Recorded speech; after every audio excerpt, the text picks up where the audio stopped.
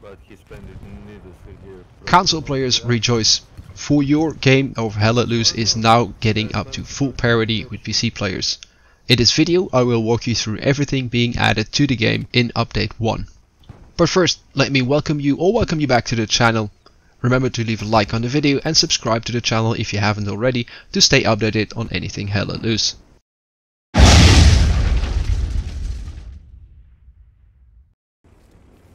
Now then, let's take a deep dive into this new update 1 that is coming to consoles on May the 17th. Now, as I've kind of hinted, this update will create absolute parity between console and PCs, so you will be playing the exact same game on all platforms. First of all, the most major part of the update is the inclusion of the Eastern Front. This will include 2 new maps, Stalingrad and Kursk, and the Soviet army, including a ton of new weapons and equipment. Let's first take a look at both maps, starting with Stalingrad. Stalingrad is a urban map. You can kind of compare it with Karantan, though be it that most of the buildings in this map are leveled to the ground. The center of the map is pretty level with the rail station and rail yards, but the rest of the map is pretty much obscured by buildings, or at least what is left of those buildings. Take it with a grain of salt, but you can compare the gameplay to a map like Karantan. The Germans starting in the west and the Soviets starting in the east of the map. Most of your strongholds will be situated among ruins, with only 2 exceptions in the center of the map being Carriage Depot and Train Station. This map makes for some very challenging but very interesting gameplay. Much of the combat you will encounter is relative close distance, so being somewhere between 0 and 100 meters. Much of the other views are obscured, so there's only a few high spots on the map allowing for snipers. When it comes to tanks and other vehicles, it is a challenging map to get through, especially with some of the trenches dotted throughout the map. And again, most of those encounters will be relatively close distance. The Germans can use the height difference in the map along the center of the map by placing tanks and AT guns along that.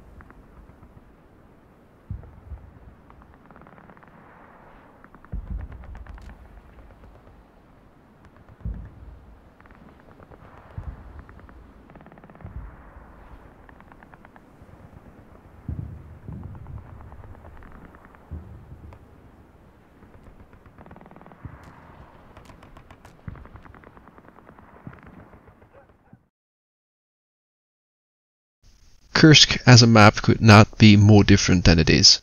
Large open fields with only a few buildings dotted around the map and a small village to the south. Most of Kursk is littered with trenches, which makes it a bit of a challenge to get around in vehicles and tanks. So when you're driving around, make sure you have a map handy. The large open fields make it excellent for long distance engagements with tanks, snipers and even infantry. Once you get into the trenches, however, any type of close combat weaponry is preferred.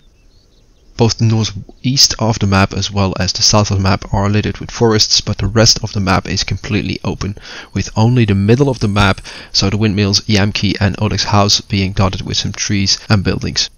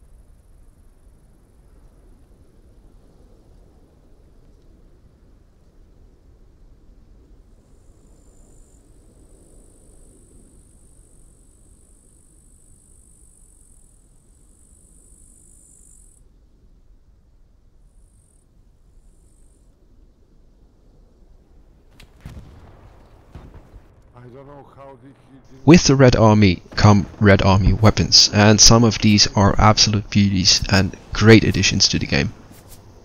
I'm not going to go through each of the loadouts. I have a spreadsheet for that. I will link that in the description below. Otherwise this video is going to end up being 25 minutes and you don't want to sit around that long, I think. Your basic weapons for your infantry will be either the Mosin Nagant 1891, the Mosin Nagant M38 or the Mosin Nagant 9130, which are all bolt action rifles. A scoped version of the Mosin Nagant 9130 is provided to the level 1 sniper. As a semi-auto rifle, the Soviets have the SVT-40, but this is only available to a few roles.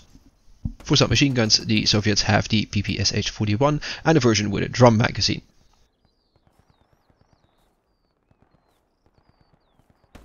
Okay. Your light machine gun is the DP-27. Your level 3 sniper can be equipped with an SVT-40 with a scope similar to the German FG-42. For sidearms, the Soviets have the Nagant M1895, which is a revolver, and the pistol is a Tokarev TT-33. The Soviets do not have a Panzerschreck or bazooka, but they have a anti-tank rifle, which is the PTRS-41. You need quite a bit of ammo to take out even light tanks, but when it comes to shooting infantry, boy are you gonna have some fun. And of course the Soviet armament range is completed with the ZIS-2, which is their anti-tank gun. And the last three of the Soviet weaponry range is the RG-42 grenade, the RDG-2 smoke grenade, the POMS AP mine, the TM-35 AT mine, and a Soviet version of the satchel charge. And last but not least, there is versions of the binoculars watch, the so-called revive, a bandage, blowtorch supplies, medical supplies, small ammunition box, and explosive ammo box for the Soviets as well. As I said, I'm not going to go through each of the roles. I've got a spreadsheet for that linked below. But basically whatever role is available in the other two factions is available in a Soviet faction, though be it some loadouts may not exist yet. One important note when it comes to the loadouts is that the AT loadout level 3 and level 6 have been swapped around, so your AT gun is now available from level 3 and your satchel charge available from level 6. This counts across all factions. But wait, that is not all when it comes to weaponry, because you will also be getting the M97 trench gun, the FG-42 and the FG-42 scoped for the sniper. Yeah, probably alright. And of course, let's not forget the Soviet vehicles. First up is the T-34 medium tank, which is world famous, I would assume, the IS-1 heavy tank, and a transport truck as well as a supply truck, being the ZIS-5. Furthermore, there is a BA-10 recon vehicle.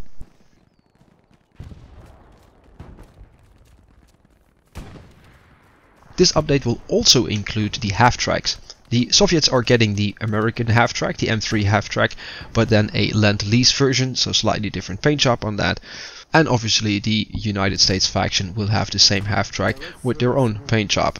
And to complete the range of half-tracks, the Germans have the Sonderkraftfahrzeug 251 or SD KFZ 251 half-track. And as a last note on vehicles, the Panther is being replaced with the Panzer IV medium tank. When that update came to PC players, the developers promised us the Panther would actually be coming back, but as to yet we've not yet seen any further information on that. I hope you're still keeping up on all these updates, because we're not done yet. Obviously, commander abilities will now include spawning a half-track, as well as a light and medium tanks can be spawned for both the US and German faction. The Soviet commander will have a bombing run equivalent called the Katyusha strike, which is not an actual bombing run, but rockets being fired from one of those famous trucks. These cover a larger area in a circle, although there are gaps in that circle that are not being hit.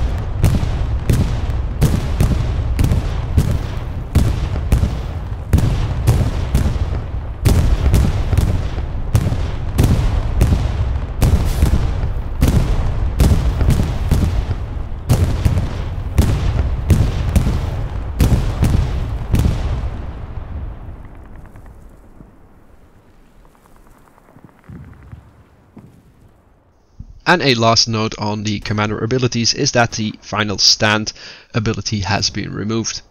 Reasoning for that is that it could be exploited to such a degree to create a complete imbalance in the gameplay. Now going back to roles quickly, the German automatic rifleman has now a paratrooper version which carries the FG-42, and the US faction now has a assault veteran class. Last part of the update when it comes to loadouts is that the German sniper now has a level 3 which carries the FG-42 with his scope. Well, we're finally nearing the end of this update, but there is a few more things that you need to know. First of all, the Saint-Marie du Mont map will be changed from the old version 1 that you're still familiar with to the version 2 that we as PC players have been playing on for about a year now. Furthermore, the offensive mode has been added to several maps. For Foy, this is a US offensive, Hill 400 will have a German offensive, Purple Heart Lane in the rain will have a German offensive, and Carentan will have a German offensive as well. Finally, to this update there is a long list of bug fixes, but I'm not going to cover all of those in this video. If you want to learn more about these bug fixes, just check out the link below in the description. Now before signing off on this video, I do want to point out that this update, what is called update 1 for console players, pretty much creates absolute parity between console and PC players. I assume this means that your next update will be the same update as we as PC players are getting, with the addition of, amongst other things, the remagen map. If you want to learn more about that update, I will link to a video that I made about that just a week or two ago. Now please take it with a grain of salt, because I'm not sure if those updates will be released simultaneously, but there might be a couple of days or even a couple of weeks in between those. That is all up to the discretion of the developers and how quickly they are able to get this out.